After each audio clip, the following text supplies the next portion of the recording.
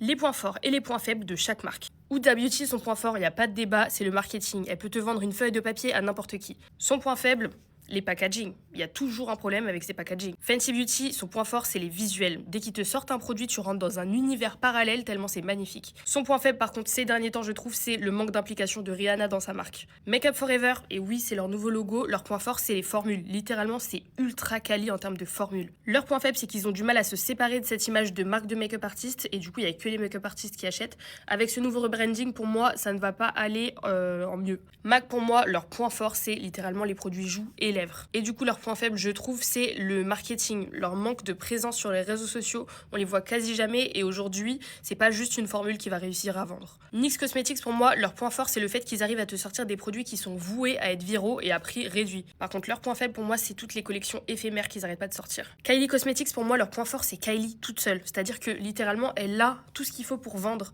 sauf un truc.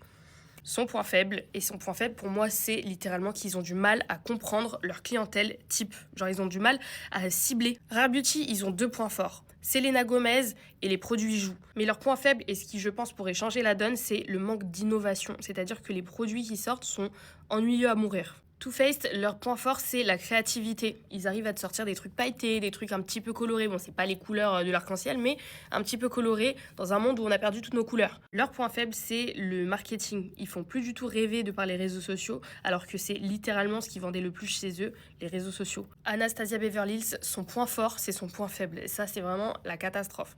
Pour moi, c'est le passif, le passé.